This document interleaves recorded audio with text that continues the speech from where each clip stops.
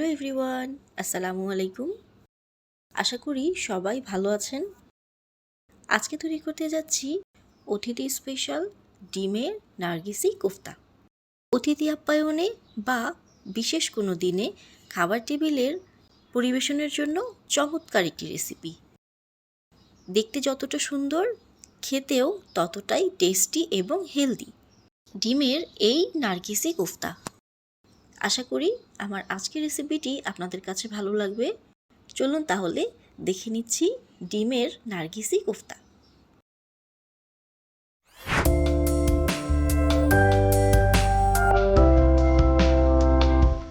নার্গিসি কোফতা তৈরি করার জন্য এখানে আমি মোটামুটি 700 গ্রাম পরিমাণ গরুর মাংস নিয়ে নিয়েছি। অবশ্যই মাংসের একদম সলিড পিসগুলো নিতে হবে। মাংসগুলোকে আমি এভাবে টুকরো করে কেটে নিয়েছি। এর সাথে দিয়ে দিচ্ছি 2-3 টুকরা দারচিনি এবং এলাচ। দিয়ে দিচ্ছি 1 চা চামচ পরিমাণ আদা বাটা, 1 চা চামচ পরিমাণ রসুন বাটা, সামান্য পরিমাণ লবণ দিয়ে দিচ্ছি, আর দিয়ে দিচ্ছি আগে থেকে ভিজিয়ে রাখা বুটের ডাল হাফ কাপ পরিমাণ। আরও হাফ কাপ পরিমাণ পানি দিয়ে এটিকে এবার প্রেসার কুকারে সেদ্ধ করে নিচ্ছি।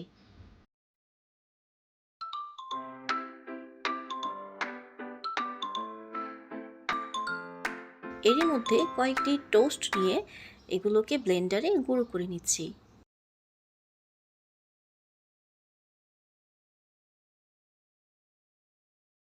মাংস আর ডালের মিশ্রণটা সিদ্ধ হয়ে গিয়েছে।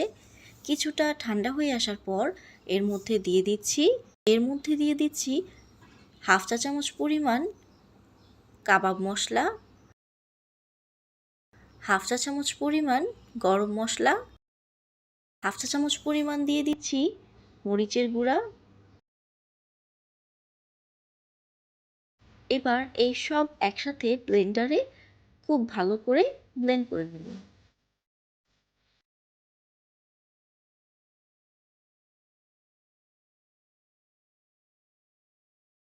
ব্লেন্ড করে নেওয়া মিশ্রণের মধ্যে দিয়ে দিচ্ছি একটি ডিম, একদম মিহি করে কাটা কিছু পেঁয়াজ কুচি, কাঁচামরিচ কুচি এবং ধনিয়া পাতা কুচি।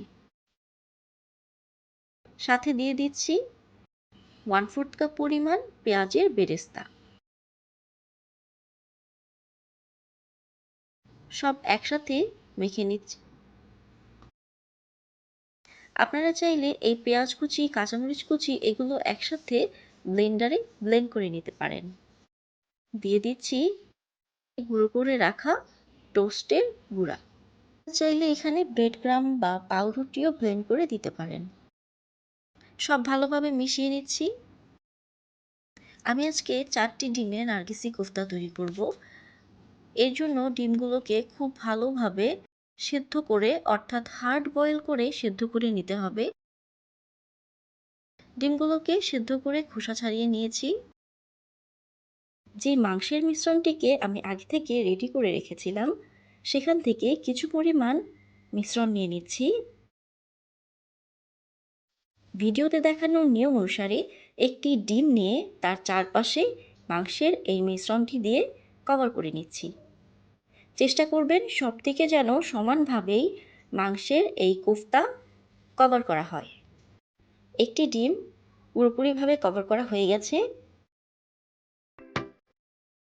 একই রকমভাবে আমি আরও একটি ডিম কভার করে দিচ্ছি। জিনিসটা কিন্তু খুবই সহজ, কিন্তু এটি বানানোর পর দেখতে এতটা সুন্দর হয় যা আপনার টেবিলের সৌন্দর্য অনেক গুণে বাড়িয়ে দেবে। একই রকমভাবে আমি 4টি ডিম মাংসের এই মিশ্রণ দিয়ে কভার করে নিয়েছি। আমার কোফতাগুলো তৈরি হয়ে গিয়েছে। এবার এগুলোকে ভাজতে চলে যাচ্ছি। একটি কড়াইতে একটু বেশি পরিমাণে তেল নিয়ে নিয়েছি। এই কোফতাটি কিন্তু ডুবো তেলেই ভাজতে হবে।